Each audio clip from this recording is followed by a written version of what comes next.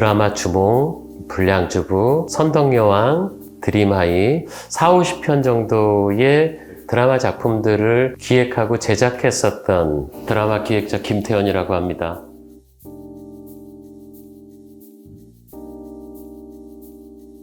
한 편의 드라마를 기획하고 제작한다라고 했을 때는 여러 가지 그 방법으로 출발을 하게 돼요. 어떤 경우에는 이제 좀 좋은 작가의 좋은 스토리가 기획이 돼 있을 때 그 작가로부터 제안받은 것을 제가 좋다라고 생각하면은 그걸 갖고 이제 그 기획 개발의 시작을 하기도 하고요.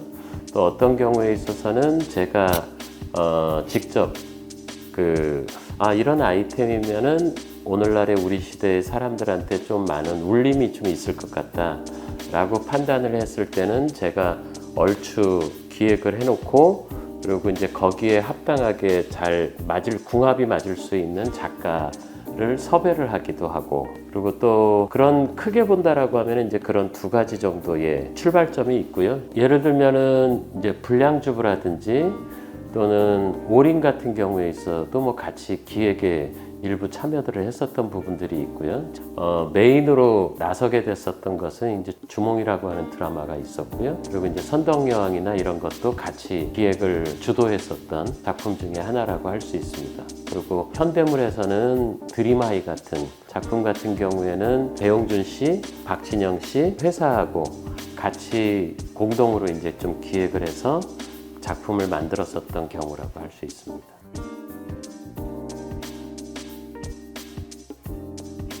창작은 현실 속에 존재하는지는 잘 모르겠으나 신이 어떻게 보면 이 세상을 창조한 것처럼 우리는 작거나 큰 하나의 세상들을 창조해 나간다고 생각하거든요. 그것이 바로 스토리를 창작하는 매력이기도 하고, 또 저를 누구한테나 어느 사람이든지 간에 저뿐만이 아니라 누구든지 창작자라고 하면은 이 일로부터 벗어날 수 없게 만들어주는 가장 큰 일이 신을 닮아가는 행위, 그리고 또 신적인 어떤 창조,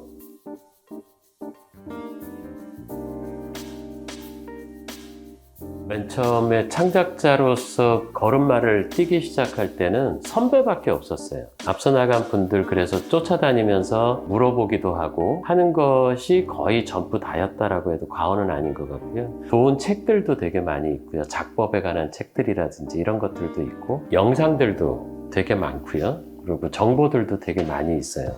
그런 좀 다양한 기회들이 있으니까 일단은 내가 어느 정도 수준이냐, 에 따라서 내가 아주 그냥 초보적인 수준이고 이제 입문하는 단계다 라고 하면 이제 그런 책을 읽는다든지 영상으로 공부를 한다든지 또는 그런 강좌를 듣는다든지 관심을 가지고 좀 첫 출발을 하면은 좋겠다라는 생각들이 좀 들고요. 그 다음에는 이제 거기에서 형성되어진 다양한 좀 인맥들이 조금씩 생기기 시작할 거예요. 창작 모임을, 공동 창작의 모임을 좀 만든다든지 하는 것을 통해 가지고 한 걸음 한 걸음 좀 뻗어나가다가 보면 다양한 기회들이 조금 열릴 수 있고요. 여러 사람이랑 같이 공동의 창작을 통해서 발표해 나가면은 조금 더 든든하고 상대적으로 좀 쉬울 수 있을 거고요. 다양한 방법들이 좀 있을 수 있다고 생각합니다.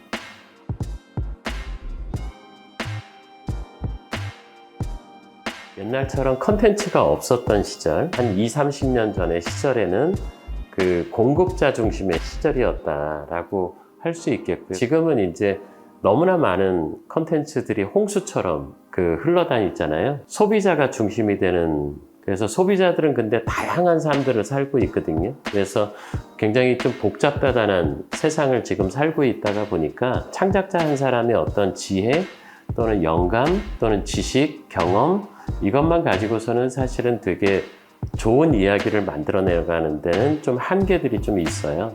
그래서 세상에 대한, 그리고 사람들이 살아나가는 일상에 대한 좀 공부들을 좀 많이 해야 된다. 하나의 사건이, 사회적인 좀 이슈가 나왔을 때 그 이슈를 우리가 어떻게 바라봐야 될까?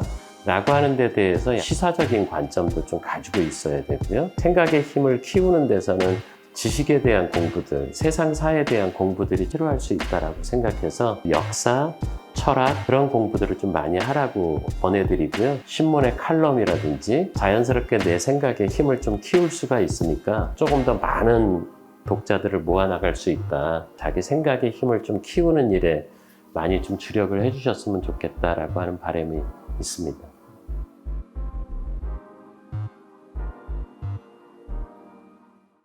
가장 중요한 거는 사람들에 대한 기본적인 관심, 애정, 위로와 응원을 좀 나누고 싶다. 그리고 그들에게 내가 뭔가 나의 생각을 또 우리가 가져야 되는 좋은 생각을 좀 나누고 싶다. 같이 하고 싶다.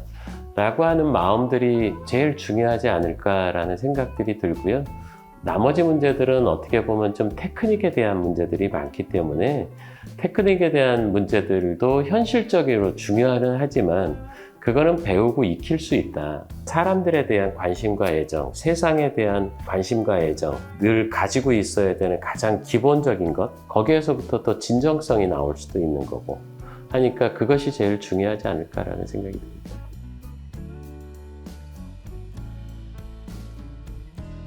AI가 창작을 해서 공모전에도 당선이 되고 그랬다라고 하는 것에는 기본적인 맨 처음에 최초의 후크가 주입이 됐을 때 가능한 일일 거라고 좀 생각이 들어요. 그러니까 어떤 장르, 어떤 사람 또는 어떤 사건 요런 아이디어를 컨셉을 하나 만들어서 그 컨셉을 딱 넣어줬을 때 이거를 좋은 시나리오로 좋은 소설로 써봐 라고 하면은 그것은 플롯에 따라서 쓸 수 있어요.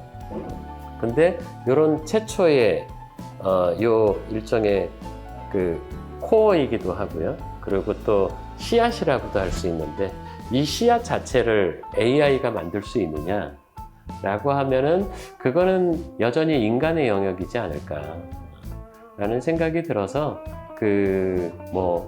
어떻게 보면 AI를 지배하는 창작자가 되시면 되지 않을까 라는 생각들이 좀 듭니다.